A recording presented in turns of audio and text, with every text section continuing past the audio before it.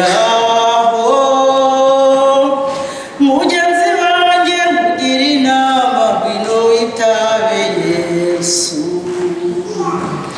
yewe ugendera mu byaha Yesu aragushaka ngo akubabarire ibyaha ngwino umusange vuba umudendezo wo muri iyi si ntabwo ujya uduha amahoro kandi ibikorwa by'abanyabyaha byose biradushuka yewe ugendera mu byaha Yesu aragushaka ngo akubabarire ibyaha ngwino umusange vuba. Bana b'Imana Yesu ashimwe. Yesu ashimwe. Que le nom de Jésus soit béni. Abantu bamaze kudese muramukanya gutya. Les gens qui viennent de manger, est-ce que vous n'avez pas vraiment de Yesu ashimwe. Amen, amen. Ndanezerewe cyane kubasha kugera hano. Je suis très content d'être ici en ce moment. Ntabwo nkunze kugira amahirwe yo kuza hano kubera ko mvuye kure. J'ai pas souvent cette facilité d'arriver ici parce que j'habite très loin. Ariko ndahatekereza kenshi. Mais je pense souvent à vous. Numva umutima wanjye uhari. Donc mon cœur est vraiment ici. Kandi nezezwa cyane nuko ngira igihe cyo kuhasengera. Et je suis toujours content de passer du temps avec vous, de prier ici. Kumva yuko ari itorero ry'Abanyarwanda riri muri Canada. Juste le fait de savoir qu'il y a une église rwandaise qui est au Canada. Cyane cyane hano muri Montréal. Surtout ici à Montréal. Numva ari inshingano zacu kugira ngo tubisengere dukomeje cyane. Donc c'est notre responsabilité vraiment de prier pour cela. Hari aho maze kugera henshi nagiye nsangayo Abanyarwanda benshi. J'ai été à plusieurs endroits où il y avait beaucoup de Rwandais. Hari abandi twavuganaga muri iyi minsi bambwira ko hari abandi benshi baje. Et il y en a d'autres avec qui j'ai parlé cette semaine qui me disaient qu'il y a eu encore plus de nouveaux arrivants qui sont arrivés là-bas. Et qu'il y a aussi beaucoup de Burundais qui sont arrivés. Et que la plupart d'entre eux sont des adventistes.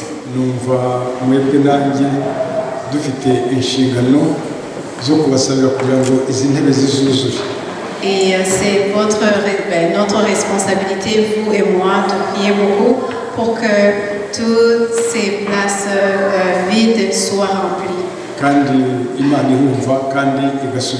Et Dieu écoute nos prières et il y répond.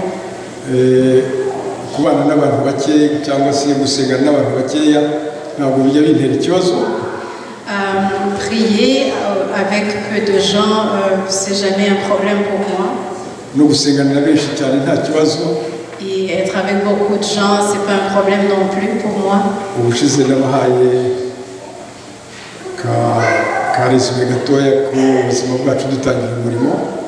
La dernière fois, je vous ai donné un petit résumé de notre passé, comment nous nous sommes engagés dans cette œuvre.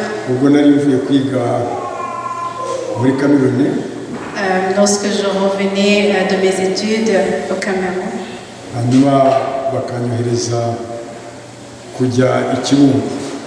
Puis ils m'ont envoyé à Kibungo.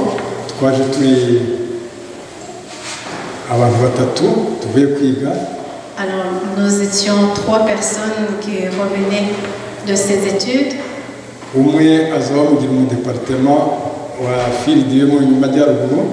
Alors il y en a un qui a été un des dirigeants d'un département dans l'association dans le Nord. Et l'autre a été appelé d'être un dirigeant de département dans l'association du Sud. Et moi, on m'a envoyé à Kibungo.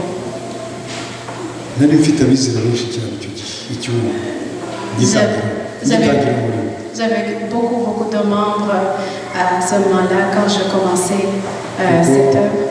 natangiye umurimo namaze amezi 3 yose ndi kumwe n'abo bizera benshi.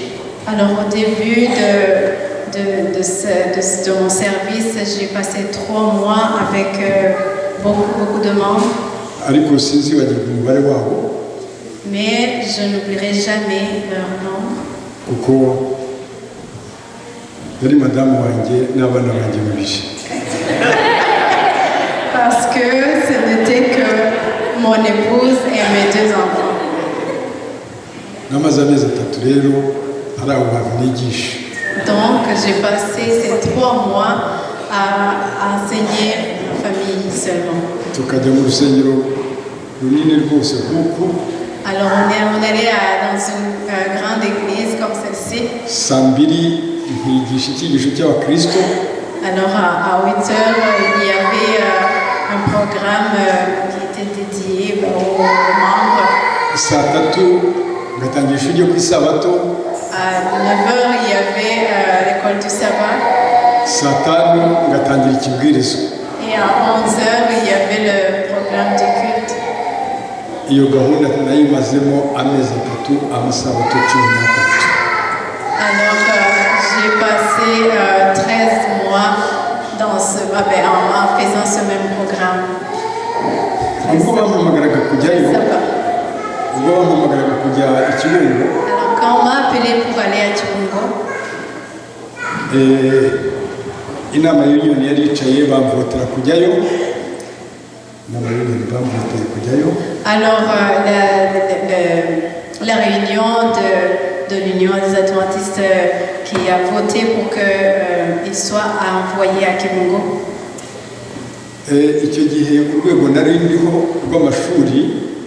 Alors tenant compte des études que j'avais faites, Abadventiste b'Abanyarwanda bari barufite bari 9 natwe 3 turimo.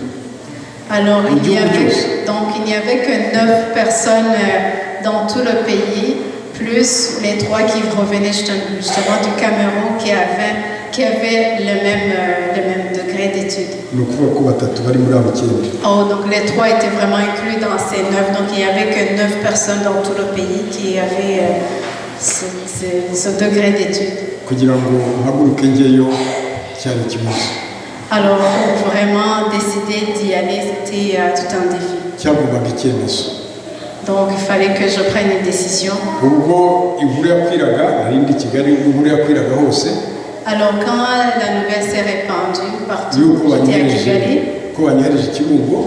Donc la nouvelle qui disait qu'on m'avait envoyé à Kibungo.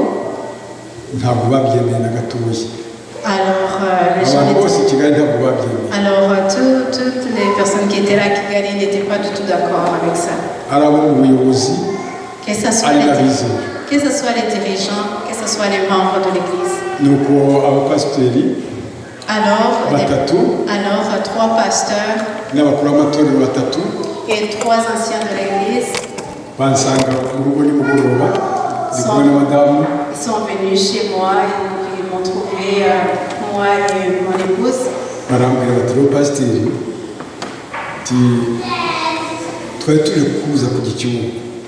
ils m'ont dit, pasteur, vous savez, nous sommes venus pour vous empêcher d'aller à Kibungo. C'est pas que Kibungo, il y a beaucoup de sorciers. Alors oui, je sais très bien, je sais qu'ils sont capables de voler dans les airs. Donc tu veux vraiment y aller? Il a répondu non, c'est pas moi qui veux. Mais je vais y aller quand même. Mais à cause de cet amour que vous avez manifesté vers moi, pour que je n'y aille pas et que je meure là-bas,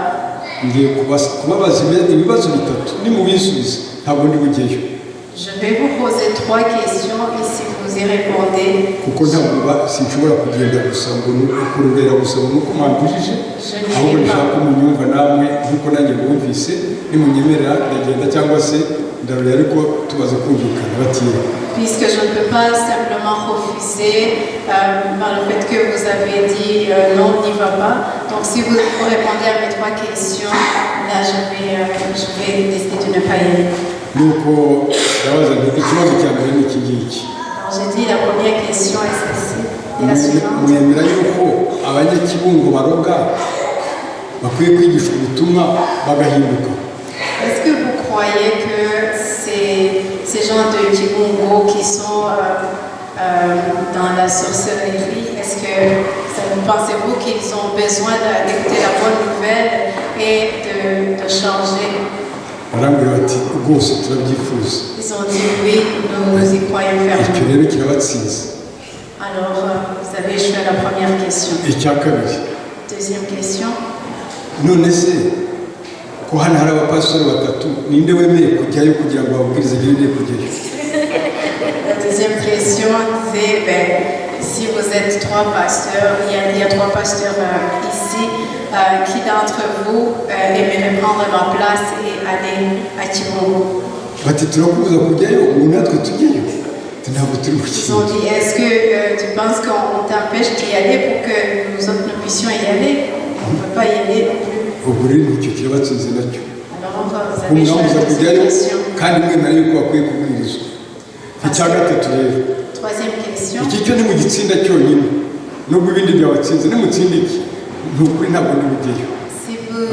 Si vous réussissez la troisième question, même si vous avez déjà échoué aux 2 autres, je vais laisser, je ne vais pas y aller. Nuko ndababaza nti ari jyewe ugira Kibungo namwe basigaye hano i Kigali mu mujyi uzapfa mbere n'indi? Alors la question était, alors que ce soit lui qui va à Kibungo et les autres qui restaient à Kigali, qui va mourir en premier? Nuko barambwira bati ntabwo tubizi. Alors ils ont dit, nous ne le savons pas. Nuko ndababwira rero i Kigali barapfa n'i Kibungo barapfa, icy'ingenzi ni uko nagwa mu murimo w'Imana.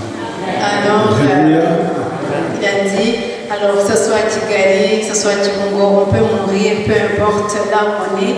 L'important c'est que si je meurs dans l'œuvre de Dieu. Hanyuma mu nshamake ngeze Kibungo, Alors un peu de mots quand je suis arrivée à Kibungo. abantu bari gupakurura imodokari, Les gens hari Kibungo twagomba kubahemba ko ntabwo twari tuzi. les gens qui sont venus nous aider à défaire tous nos valises, toutes les choses qui étaient dans le véhicule, ce sont des gens qui habitaient là-bas, on ne les connaissait pas. Hanyuma bambwira amagambo akomeye cyane. Ils m'ont dit des choses très importantes. Barambwira bati wo pasiteri urebe uriya mukecuru wicaye hariya dore inzu ye n'ibiro hakurya nta yindi yari ikiri hagati kandi yari yananira n'aho ngaho dore inzu ye ngiyi myaka. Donc ils m'ont dit, pasteur, voyez-vous cette vieille dame là à côté? Regardez, là c'est la maison, donc c'était une maison juste tout proche de la maison du pasteur. Bati kandi ni umurozikazi kuko ndabona hejuru. Puis ils ont rajouté que la dame là était une sorcière. Ok, murakoze cyane. Il m'a dit merci beaucoup de m'en informer. Ubwo twafashe ibintu tuba tugeze imuhira tumara icyumweru dutunganya uko tugomba kuba mu nzu bimuka ko bafata iminsi. Donc ils ont pris le temps, pendant toute une semaine, ils ont pris le temps de bien s'installer dans leur nouvelle maison. Icyakurikiye ubwo twari dutangiye akazi, madamu yagiye gukora ku bitaro, nanjye ntangira akazi k'ubupasitora aho ngaho. Donc après cela, son épouse a commencé à travailler à l'hôpital qui était tout près et puis il a commencé à travailler également. Twagiye dufite utwana tubiri tw'uduhungu, kamwe gafite imyaka 2 kandi gafite 3. Nous avions deux garçons, 2 garçons de 4 et 5 ans. na itatu n'ina Oh, ok. ndashaka kwerekana urwo rugero rwari Donc leurs enfants, leurs garçons avaient 3 et 4 ans. ubu icyo nakoraga rero ubwo madamu yabaga agiye ku kazi nafataga utwo twana twanjye tubiri n'umwana w'umukobwa mutoya wabareraga nkabashyiraho wa mukecuru. Alors, ce que je faisais quand mon épouse partait au travail, je prenais mes 2 garçons et la petite fille qui s'en occupait et je les amenais chez la voisine, la dame qu'on lui avait dit que c'était une sorcière. nkamubwira rero nti mukecuru aba ni abuzukuru bawe. Et je lui disais, Madame, c'est vos petits-enfants. ngiye ku kazi nyina ntahari, Je vais au travail et leur maman n'est pas là.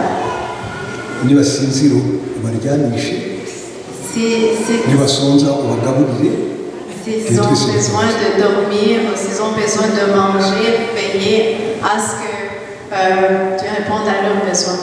umukobwa umubwira azajya ajya kuzana amazi yashyushye uwuhagire ubaryamishe ndaza kubasanga nimugoroba. Tu pourras demander à cette jeune fille d'aller chercher, d'aller puiser de l'eau pour que tu puisses les laver, tu puisses les coucher.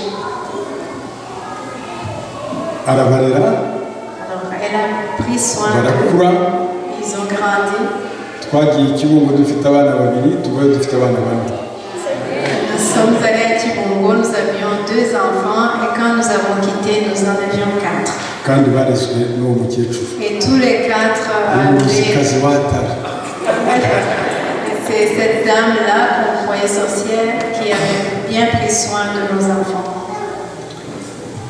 isabato ya 13 Le 13e sabbat, isabato ya 12 le 12e sabbat, ubwo najyaga mu rusengero tukirwamo kugeza saa sita nk'uko nababwiye. kuri iyo sabato ya 12 nibwo bwabaye ubwa mbere tubona umudamu yinjira mu rusengero. alors à ce 12e sabbat, c'est la toute première fois qu'ils ont vu une dame entrer dans l'église. ntabwo mwebwe ntabwo mubasha kubyumva, Vous ne pouvez pas ariko vous imaginer. umuntu umaze amasabato 12 nta muntu n'umwe ugera mu rusengero ukabona umwe araje, sinzi uko mubasha kubyiyumvisha. Imaginez-vous passer 12 sabbats sans avoir quelqu'un d'autre dans cette église. ndashaka kubamenyesha ko teoloji nayo narize yose nayimurangirijeho. Je peux vous dire que toute la théologie que j'avais apprise, je l'ai appliquée sur cette. wajyaga ku isoko wari uri imbere y'urusengero, Alors quand je suis arrivée devant l'église, abantu baransetse bigaragura mu butaka, nuko nkavuga nti baranseka kuko ari umuntu umwe kandi batoya yaba ari ibigugu, ariko ntacyo. les gens se sont moqués de moi, ils se roulaient même dans la poussière à force de rire. Et moi je pensais, oh, ils se moquent de moi parce que eux autres, ils ont des grandes églises et moi je n'ai qu'une seule personne. Bon, finalement ndamubwira nti ku isabato itaha uzagaruke kandi uzagarukane n'undi. Ati Alors finalement, je l'ai dit, le sabbat prochain, reviens et ramener quelqu'un avec. yaragarutse agarukana n'umuhungu w'umusore w'ikirema. Alors la personne est revenue, mais elle est revenue avec une personne handicapée, un jeune handicapé. sinzi na teoloji ntari neza hari nazishatse. Alors twari dufite umunezero utangaje kubona abantu babiri. j'étais tellement contente, nous étions tellement contents que j'ai utilisé toute la théologie, même ce que je n'avais pas encore appris. igihe nabaherekezaga tugeze ku muhanda abantu bananiwe kugenda bantahira ubukwe bwe. Alors quand je les kikiza baraseka barigaragura turaganira nabo barashyitsi banjye. Alors quand je les ai accompagnés, les passants étaient là, ils se sont tellement moqués de nous qu'on dirait qu'il y avait eu quelque chose de spécial. kuki se abantu basekaga muri ako kageni? Mais je me suis demandé pourquoi les gens se moquaient tellement de nous de cette nshaka façon. kubamenyesha neza yuko wa mudamu yari umusazi. Parce que la dame qui était venue en premier, maze c'était babona pasiteri un malade Christine nziza mental. aherekeje umusazi baganira basetse byacitse. Alors quand il voyait un pasteur bien habillé dans son costume, accompagner une dame, une malade mentale, une folle, barasetse byo gupfa. donc ça les faisait tellement rire. Wa muhungu w'umusore bagarukanye, le jeune homme qui était handicapé, qui était revenu avec elle, nawe yari umusazi. et lui aussi était un fou. Noneho bakaba mu itorero ry'abasazi. Alors il pensait que c'était une église de fous. Bashaka kubabwira amakuru keza. Je vais vous dire une bonne nouvelle. Bashaka kumva. Vous voulez entendre la bonne nouvelle? Bashaka kubamenyesha neza yuko navuyeyo hashize imyaka ibiri, namaze imyaka ibiri, navuyeyo tumaze kugira abantu 80 dufite n'irindi shami ryabo.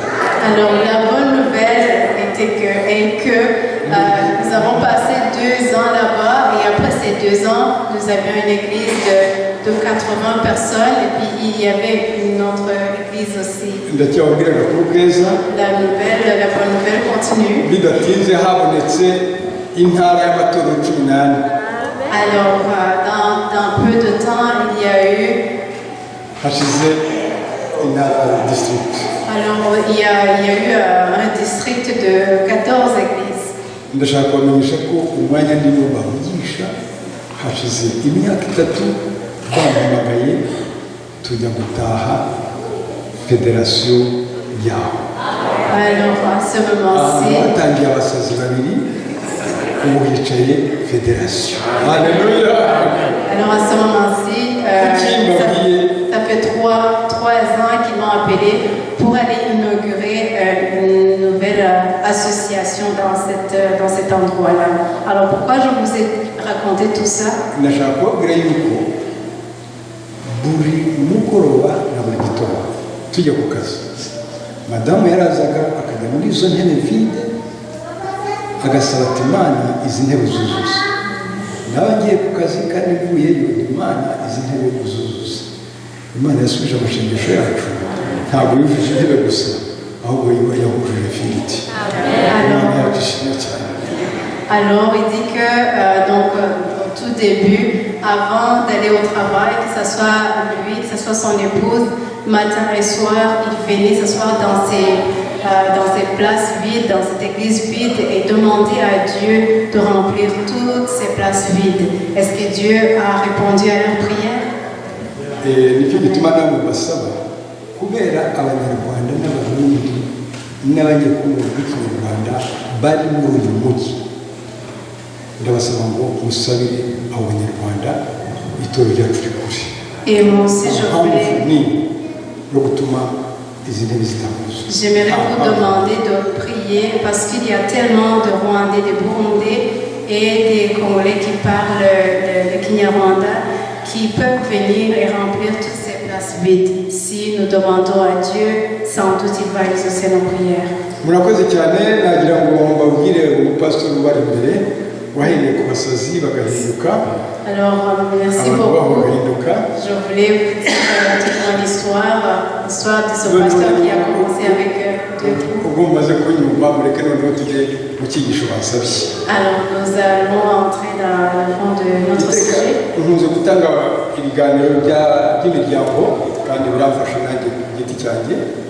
Donc souvent je prépare des sujets en rapport avec la famille et moi aussi personnellement ça m'aide.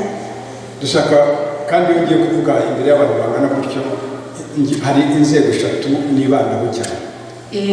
fois que je présente devant beaucoup de gens comme ça, il y a toujours 3 catégories auxquelles je il y a des jeunes, des jeunes, donc des gens qui ne sont pas encore mariés. Il y a les veuves.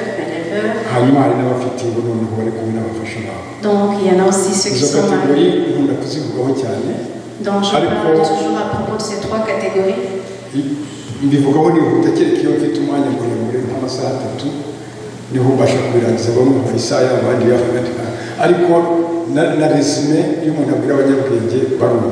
namwe bategurirwa ibisigaye Donc, reka duhere ku rubyiruko on va commencer par les jeunes. abasore rero ndashaka kubinginga kugira ngo mwumve ubuzima murimo. Les jeunes, je veux vraiment vous exhorter, essayer de comprendre la vie que vous menez. Abasore muri iki gihe baba abakobwa baba abahungu cyane cyane abo muri Amerika no muri Canada. Donc les jeunes gens d'aujourd'hui, que ce soit les filles ou les garçons, surtout d'ici en Amérique du Nord, bafite ikibazo cyitwa bagita garso yihera uko bincitse abo bahungu n'abakobwa bakunda n'abita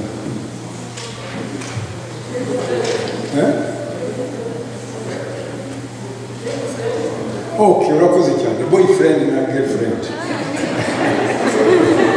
Donc c'est ça, il y a quelque chose comme le mot appelé boyfriend et girlfriend. Ndashaka kubamenyesha n'uvuze yuko ino sindabibona cyane niba ariko ntaragenda mu bigizi ngo ndebe hirya hino ariko muri Amerika barashize. Donc ici j'ai pas encore eu la chance d'observer ça ici, peut-être parce que j'ai pas encore eu la chance de beaucoup visiter, mais aux États-Unis c'est quelque chose de terrible. Icyo kintu rero mwababyeyi mwe ndabinginze mujye mukibwira abana banyu. Chers parents, je vous en prie, parlez-en à vos enfants. Nubumva hari icyo gitekerezo boyfriend na girlfriend, jya wumva yuko ari ubusambanyi bwemewe. Si vous entendez cette chose-là, boyfriend et girlfriend, sachez que c'est l'adultère d'une façon ouverte. Kandi uko nkunda kubwira abana nuko hano hari bake cyane ariko nubwo yababwira umwe nawe yafashwa, ndashaka kubamenyesha neza yuko ijambo nkunda gukoresha mbwira abo bana ni ukuvuga ngo ndagukunda sindagutunga. Le mot que j'utilise souvent quand je parle à ces jeunes gens, c'est que le fait de dire je t'aime, Mais je ne veux pas te marier. Je t'aime, mais je ne veux pas te marier. Ndagukunda ariko sinshaka kugutunga. Ni ubugome butangaje. Donc c'est vraiment c'est de la méchanceté. Bakagenda bakaryamana baramukunda urukundo rwo bukarangira muri ayo mafuti yose barangiza bagatandukana cyangwa akamutera inda cyangwa amafuti. Donc ils vont aller ensemble, ils vont vivre dans l'adultère. Après ça, le jeune homme rejette la jeune fille, des fois même il va l'enceinte. La laisse enceinte. Oui, la laisser enceinte. Et puis après, chacun va son chemin. Mujye mwibutsa abana mubabwire ngo ndagukunda sindagutunga biratandukanye kure na kure. Donc rappelons toujours à nos enfants que je t'aime et ça ne veut pas dire nécessairement je veux vivre avec toi, je vais prendre soin de toi. Ubwo nigishaga muri kaminuza hariya Igitwe yo kuri Sapage. Quand j'enseignais à l'université à Gitwe, nari mfite icyigisho cyitwa science, philosophie et religion comparée. Donc il enseignait ce cours-là, science, philosophie et religion. Science, religion et philosophie comparée. Et abana nababwiye icyo kibazo, abana b'abakobwa n'abahungu bari abana bageze kuri 300 usanga bifuza ka recreation buri gihe ngo bajye muri utwo tugambo twabo. Donc il y avait environ 300 jeunes gens, donc des jeunes filles et des jeunes garçons. Je leur ai parlé de ce sujet-là. On dirait qu'à chaque fois, ils voulaient avoir un petit moment pour justement se retrouver et aller causer dans leur petit. Ndashimira Imana ko kuva bakwiga icyo cyigisho bakabanije gukurukana n'abakobwa barabigabanya cyane. Donc je remercie le bon Dieu parce que depuis qu'ils ont eu ce cours-là, on a vu une diminution marquée de ces va-et-vient entre ces jeunes.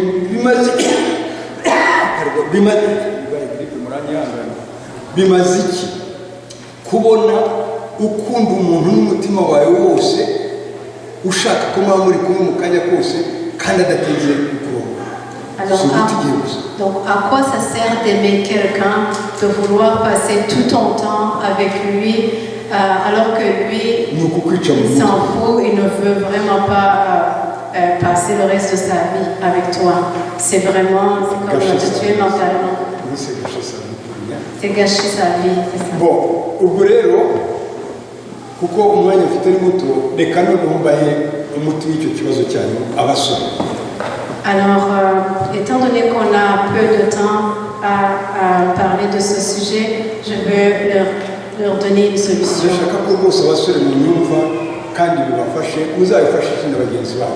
Les jeunes gens qui sont ici, écoutez vraiment ce que le pasteur a à dire et puis partagez cela avec vos amis. Iyi ngingo y'abasore nayise ngo bazimana wiba bazimana.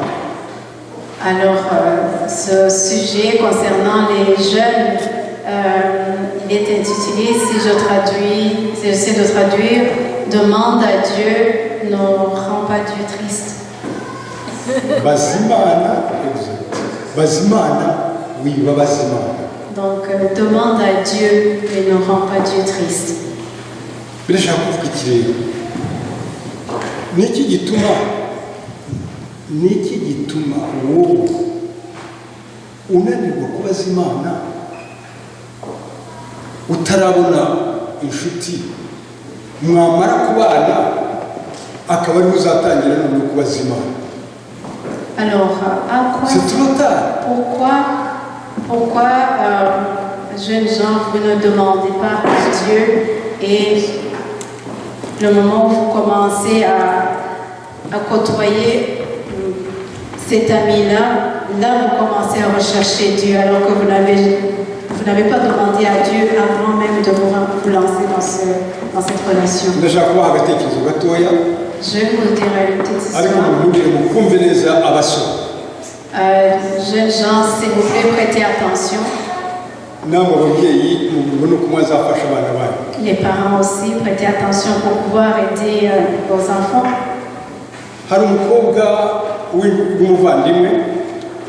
Donc il y a une jeune fille dans la famille. Donc il a aimé un garçon, donc ils et ils avaient comme promesse, ils se sont promis de se marier. Ce jeune homme a étudié à l'université à Butare.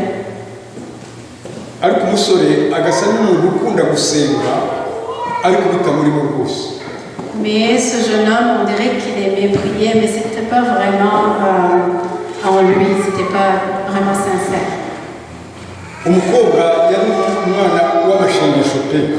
Cette jeune fille-là aimait beaucoup prier.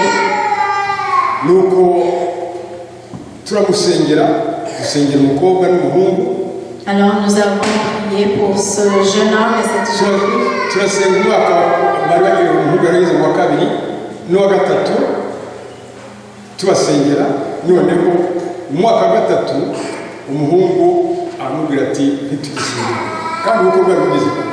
Alors nous avons prié donc, pendant leur deuxième année et même la troisième année.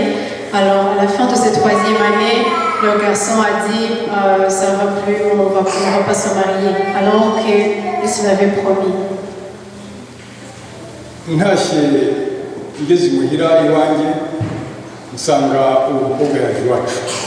Alors quand je suis rentrée du travail, arrivée à la maison, j'ai trouvé la jeune fille chez nous.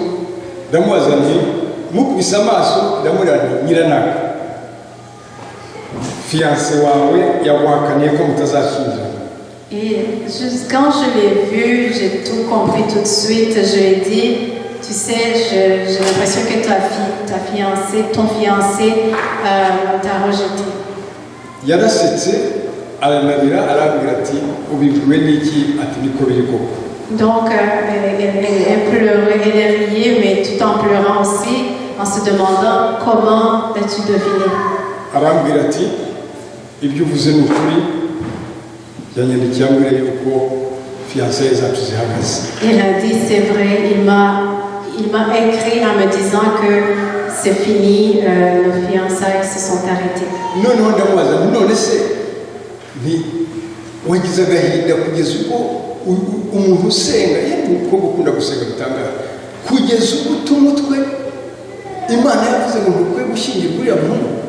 Alors je lui ai demandé, mais pourquoi ça t'a tellement tracassé comme ça, alors que quelqu'un qui prie beaucoup comme toi, que si Dieu dit tu ne devrais pas te marier avec ce jeune homme, pourquoi ça t'a beaucoup tracassé comme ça? nuko ndamubwira nti noneho rero ndagira ngo unyumve neza aho ngeze. ndamubwira nti noneho hari ku itariki ya 31 z'ukwezi kwa karindwi ndamubwira nti utahe kuva ejo le 1er août kugeza le 31 août uzajya usenga gatatu ubwira Imana ngo sinshobora kwishingira ndi umukobwa sinshobora gushaka uwo nshaka ngusabye umufianse umare iminsi 31 usenga maze uzaze umbwire uko bimeze. Alors c'était le 31 juillet. Alors le pasteur a demandé à cette jeune fille à partir du lendemain, donc le 1er août, prie 3 fois par jour en demandant à Dieu, Seigneur, je suis une jeune fille, je ne peux pas me marier juste comme ça avec n'importe qui, envoie-moi quelqu'un que tu veux qu'il me marie. Donc ils se sont donnés 31 jours de prière. natwe dusezerana kumufasha. Et nous l'avons promis aussi de l'aider. kuri 30 ku itariki ya 1 z'ukwa 9 Alors le 1er septembre, yaraje ansanga imuhira na madamu ati paso ko Imana itanshubije. alors elle est venue le 1er septembre et elle a trouvé le iminsi pasteur. 30 yose sindabona igisubizo. Elle a dit, pasteur, Dieu ne m'a pas répondu, ça fait 31 jours et je n'ai toujours pas eu de réponse. ariko turi kumwe.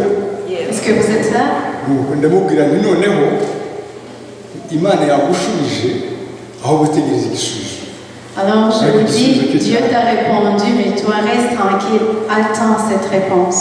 ugenda ushima Imana usenga wishima ariko ibuti ndacyategereje igisubizo.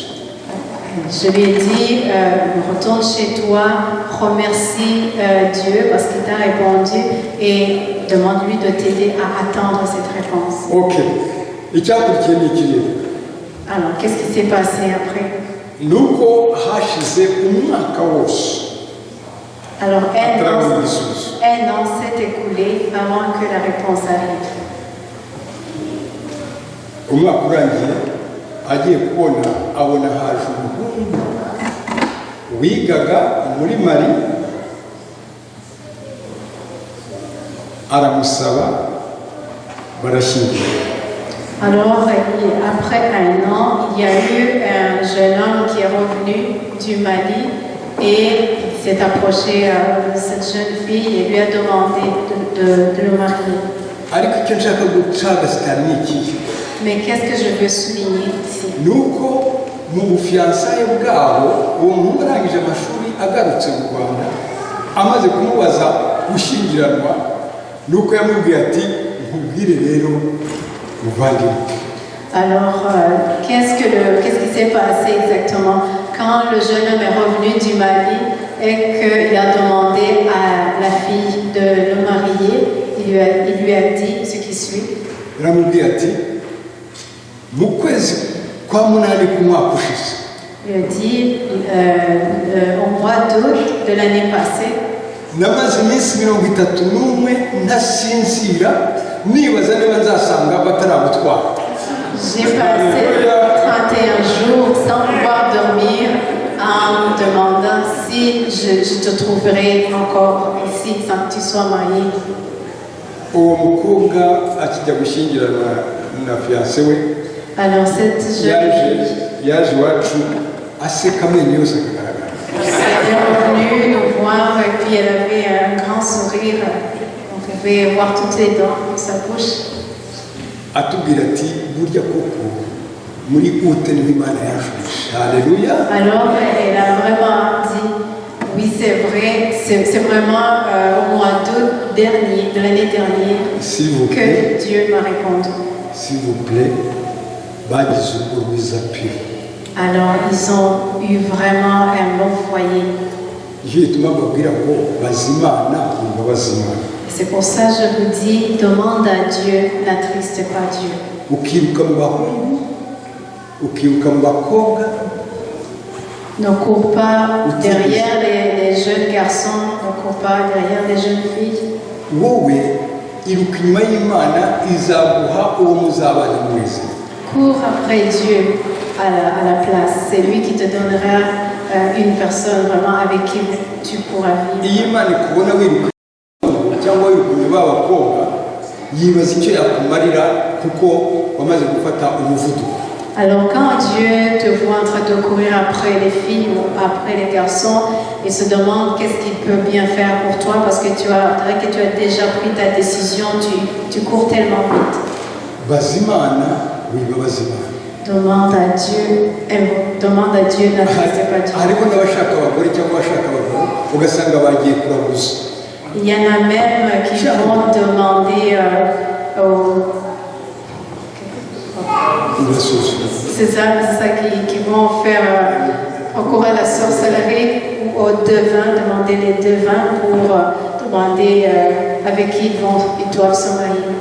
Nicyo gituma mvuga ngo ari abo bajya mu bapfumu, ari abiruka inyuma y'abahungu ngo ni boyfriend cyangwa girlfriend, abo bose baba bazimana. Yenda kubwira ngo bazimana wiba bazimana. Alors que ce soit ceux qui font recours à la sorcellerie, que ce soit ceux qui courent après les filles ou après les garçons, tout cela attriste Dieu. C'est pour ça que je me dis, demande à Dieu, n'attriste pas Dieu. Ibyo mbabwira nagize amahirwe bimbaho. Ce que je vous dis, j'ai eu la chance d'être témoin de cela. Kuko namaze imyaka 7 nsaba Imana umugore. Parce que j'ai passé 7 ans à demander à Dieu de me donner une compagne. Kandi nawe yambwiye ko amaze nubwo yari muto cyane ariko yari amaze imyaka 7 nawe asaba umugore. Elle-même, même si elle était encore très jeune, elle a dit qu'elle a passé 7 ans à demander à Dieu de lui donner un mari. Namubere n'umugome bitangaje. J'ai même été méchant envers elle, mais elle m'a pardonné. Kuko tumaze gusezerana ubufiançailles twamaze nanone indi myaka 5 turi abafiançailles. Parce que quand on s'est promis on s'est donné la promesse justement de commencer nos fiançailles, on a passé 5 autres années avant de nous marier. Muri iyo myaka 5 yari ari kumwe n'abandi bakobwa ari abayifimiyeri bari bagezweho icyo gihe. Alors dans ces 5 années, elle était avec les autres jeunes filles qui étaient infirmières et puis c'était à la mode dans ce temps-là. Yahuye na za déception, bon, adeseva abahungu benshi babashaka. Donc il y avait beaucoup de jeunes gens qui voulaient d'elle, mais elle les a tellement déçus. Icyo nakoze ni iki rero? Alors qu'est-ce que j'ai fait moi? Muri iyi myaka 5 numva ukuntu nabaye umugome ariko mwiza. Alors dans ces 5 ans, écoutez combien j'ai pas été gentille. Imyaka 5 yose namubwiye ngo ntacyo namubwiye ni ukuri ari fiancé wanjye nta kado nigeze mwanima. Imaginez-vous dans tous ces 5 ans qu'ils ont passé donc en fiançailles, il n'a jamais donné un cadeau. Kado namuhaye tugende hano se ubundi hano kado namuhaye ni imwe. Je lui ai donné un seul cadeau. Nabwiye Imana ngo sinshaka corruption, nzamuha kado twamaze gushyingira. Alors namusengeye kurenza za kado zose nari kumuha. Alors il avait dit à Dieu, je ne veux pas corruption, je ne veux pas donner quoi que ce soit, je vais seulement lui donner un cadeau quand on sera mariés. Alors, le seul cadeau qu'il a donné, c'était que des prières pendant tout ce temps. cadeau nayimuhaye umunsi yabatirijweho. Alors, le cadeau qu'il lui a offert, c'était seulement son jour de baptême. abandi bakobwa babonaga za kadaho za fiyanse babo bari abakobwa umunani bose bafite abafiyanse n'utarabona kadaho ariko umwe ntabwo ari spesial. Alors, elles étaient 8 filles et puis toutes ces autres jeunes filles avaient des fiancés également. Alors, elles avaient reçu beaucoup de cadeaux. tumaze gushyingiranwa Alors, après qu'ils se soient mariés, namubwiye ngo nta na rimwe izataha nakuzaniye kado. je lui ai dit que... nzaziriha zose zo ntaguhaye. Alors, je lui ai dit que... kandi ndashimira Imana yuko n'uyu munsi yambera umugore nyapfa ngo yamenye. Alors, je lui ai promis qu'à chaque jour que je vais rentrer à la maison, j'apporterai quelque chose pour elle, que je vais vraiment faire tout ce que je n'ai pas fait pendant ces 5 années. ntabwo mbabeshya iyo ntashyiriye madamu kado umugabo wanjye. Alors, je vous dis la vérité, quand je rentre et que je n'amène rien pour elle, je me sens vraiment mal, ça m'attriste. nizera ko izo yabuze ubu yabuze aho azishyira. Je pense que ce qu'elle n'a pas eu dans ces temps-là, aujourd'hui, elle ne sait pas quoi faire avec ce qu'elle reçoit à chaque fois. bazimana wibabaza Imana. Demande à Dieu, n'attriste pas Dieu. mumbabarire tujye ku yindi ntambwe. Alors, on va continuer. tujye ku ntambwe noneho y'abapfakazi. Alors, on va à la catégorie des veuves. mu nkundire mbabwire yuko iyi si yacu yose urebye abapfakazi bariho ari abapfakazi bato ari abapfakazi bakuze umubare ni munini cyane. Permettez-moi de vous dire combien on a un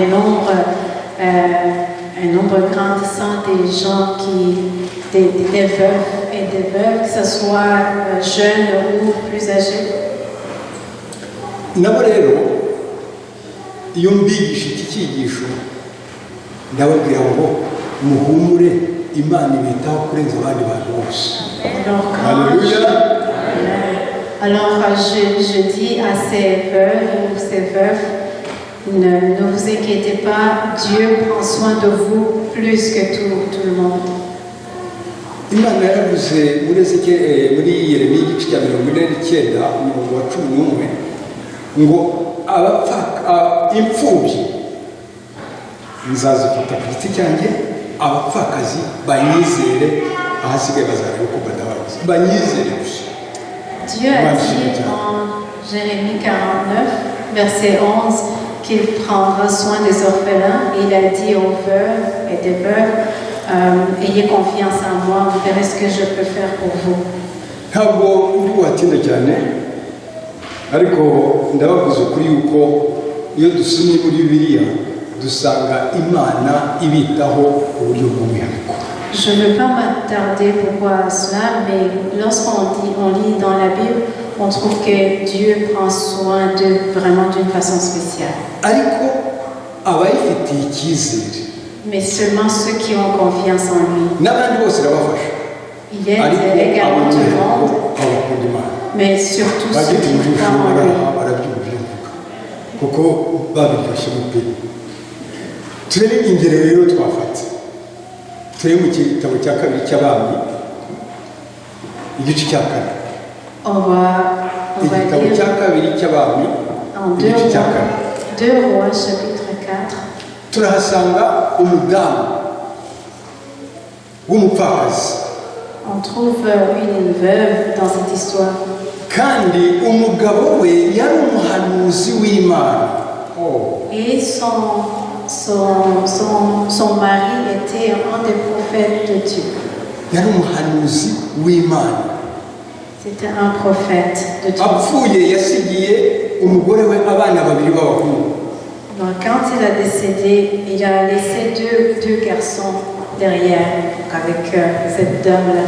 akaba yari afite umwenda w'umuturanyi we atarawishyura. Et il avait une dette de son voisin qu'il n'avait pas encore. noneho uyu mugabo aza kwishyuza umwenda. Et le voisin est venu donc réclamer ses biens. urampa amafaranga yanjye, niba utayampaye ndatwara abana bawe, niko amategeko avuga. yishakiraga gutwara abana rero. Donc il a dit à cette veuve, tu vas me payer mon argent, sinon je vais prendre tes 2 fils. uyu mudamu aza guhura n'umuhanuzi Elisa. Et cette veuve a rencontré le prophète Élisée. maze aramubwira ati, Elle lui a dit, yabwiye umupfakazi abwira Eliya, oui, cette veuve donc a dit au prophète Élisée, maze aramubwira ati, umuhanuzi w'Imana yarasinziriye, none baje kunyishyuza umwenda, uramfasha iki nk'umuntu w'Imana? alors il a dit, mon mari, donc le prophète Dieu, il est décédé et le voisin est venu réclamer ses biens et je n'ai rien. Qu'est-ce que tu vas m'aider en tant qu'homme de Dieu? undi aramubwira ati, none se gufasha iki?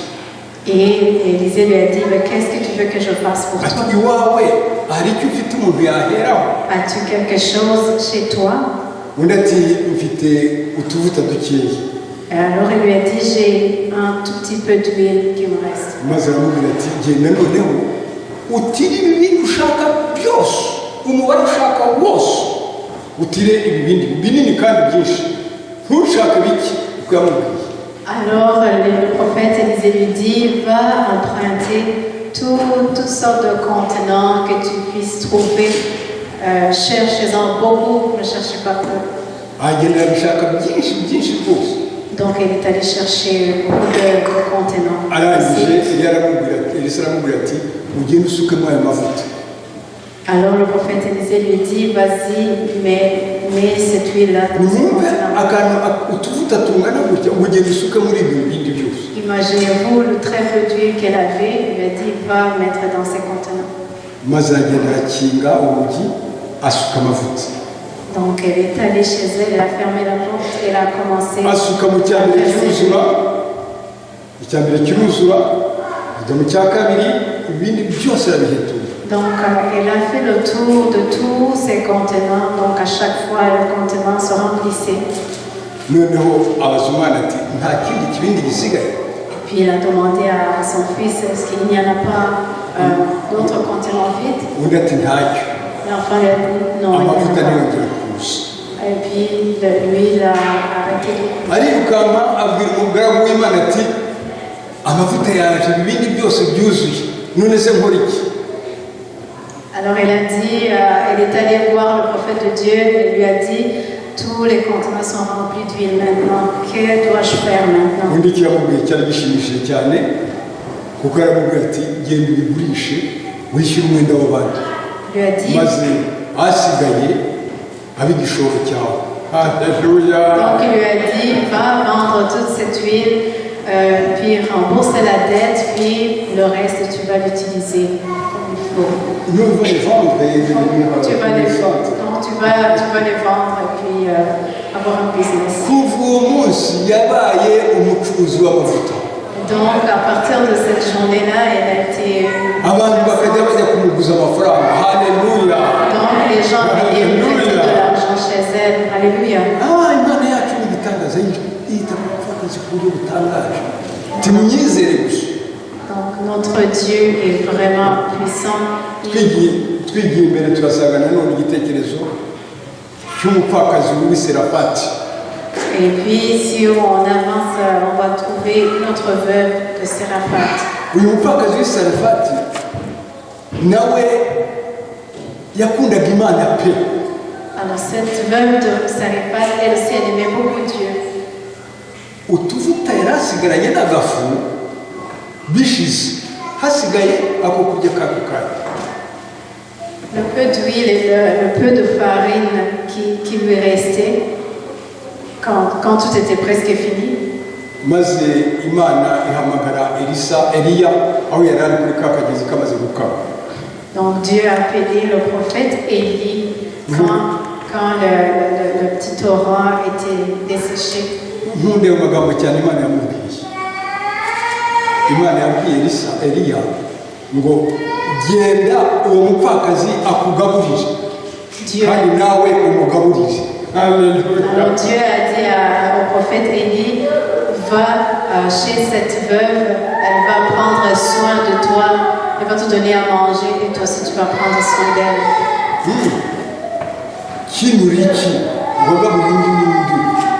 Alors qui a nourri qui? Eliya araza ahuye n'aba mupfakazi. Alors Élie est venu quand elle est arrivée chez cette veuve. Maze abaza wa mupfakazi. Il a demandé à cette veuve. Ati wampa utuzi two kunywa ukagira imana we. Et il lui a dit, est-ce que tu peux me donner de l'eau à boire, s'il te plaît? Wubahaga imana watinyaga abantu ati ngiye kukuzanira rwose nihagenda